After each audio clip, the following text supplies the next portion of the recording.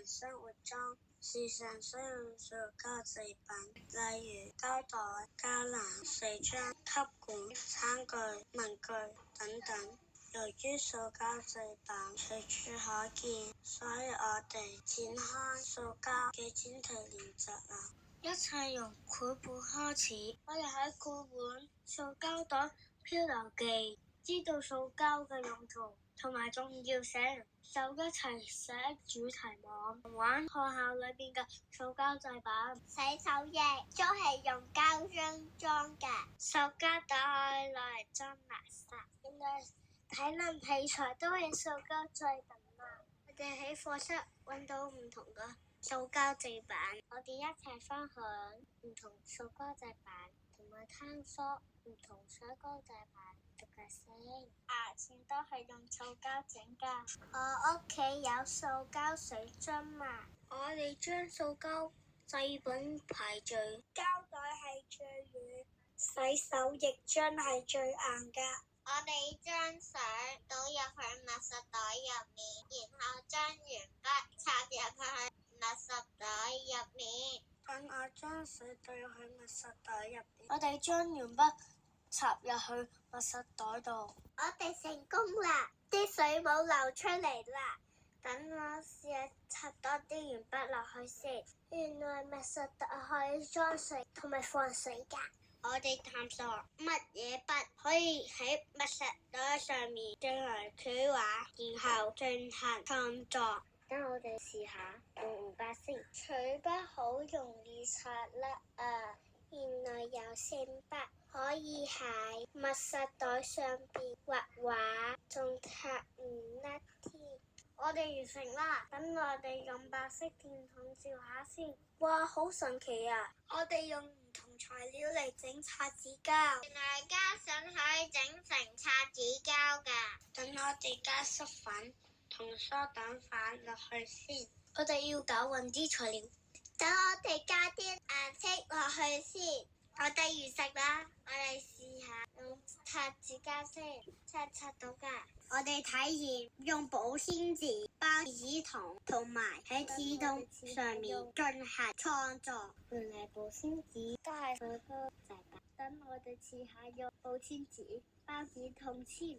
我哋用油線筆喺保鮮紙上邊進行創作。發泡膠都係塑膠製品嚟噶。我哋黐發泡膠喺上面做裝飾。我哋用電筒照下先。哇！我見到啲圖案喺熒幕上面啊！我哋發現塑膠物品上面有唔同嘅塑膠標誌同埋編號。我哋將唔同塑膠標誌嘅塑膠物品入去焗爐，探索邊一種塑膠物品會有變化。原來有7個塑膠標誌編號噶，唔係所有塑膠物品都係同一個編號噶。等我哋將7個塑膠編號嘅物品放入去焗爐先。我見到匙羹開始變形啦，有啲塑膠物品溶咗，我聞到有味道啊！等我哋記錄咗嚟先。我哋探索塑膠物品可以發出唔同嘅聲音，我哋將塑膠物品變成樂器。原來唔同塑膠物品可以發出唔同聲音。敲打塑膠餐盒會發出更大嘅聲音。我哋吹起膠袋拍落去先。等我哋將唔同塑膠物品變成樂器。等我哋用樂器做伴奏先。我哋循環再用，將塑膠吸盤製作成吹泡泡器。我哋用剪刀剪吸管先，然後我哋要慢慢捲起佢。我哋將剪好嘅吸管貼喺雙面膠紙上面。我哋完成啦！我哋嘗試用吹泡泡器，真係可以用到噶，好好玩啊！我哋一齊體驗製作奶油膠，不同發現奶油膠會慢慢變硬。我哋擠啲奶油膠落去先。原來啲奶油膠都有啲難擠噶。等我哋裝飾下先。啲奶油膠開始變硬啦。我哋完成啦。請欣賞我哋個作品。我哋利用塑膠珠進行創作，製作成特色吊飾。